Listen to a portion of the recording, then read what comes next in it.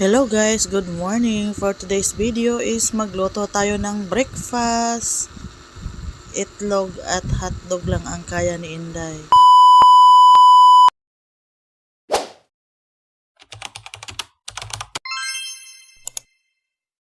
Hello guys, ituloy na natin ang ating pagluto. Charot. Ayan guys, nagpainit na ako ng kawali at mantika. Ilagay ko na po ang itlog. Ayan guys, alam niyo na kung anong luto yan, di ba? Everyday. Everyday pwede nating ulamin. Charot. Lagi nating lulutuin. Sunny side up egg. Ayan guys. Di ba? Perfect. Ang ganda, di ba? Ang ganda ng pagkaluto. Kasing ganda mo. Charot. Ayan guys, malapit na maluto. Unang itlog. Isang itlog. Charot.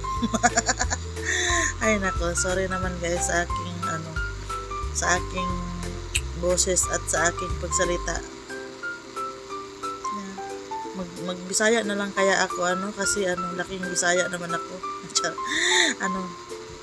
Bulol ako magtagalog. Ayan, pangalawang itlog. 'Di ba? Mikos-mikos yarn para mabilis matapos.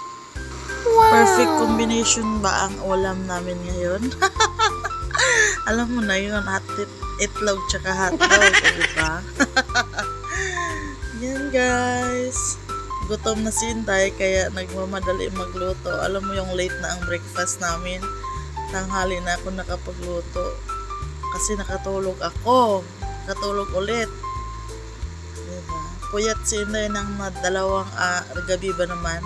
Nung nagkasakit ang aking anak na si Timtim, 2 gabi akong puyat, hindi ako natutulog kasi alam mo na. Ayan. Nagluto na ako ng hotdog.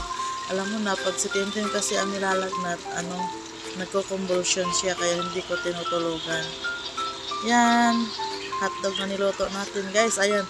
Naputol pa yung isa pagtanggal ko doon sa lagayan niyang plastic. Kaya, ganyan. Ang 3 naging 4. Charot. Yan, luto na ang breakfast natin. Kain na tayo guys. Thank you for watching. Bye-bye.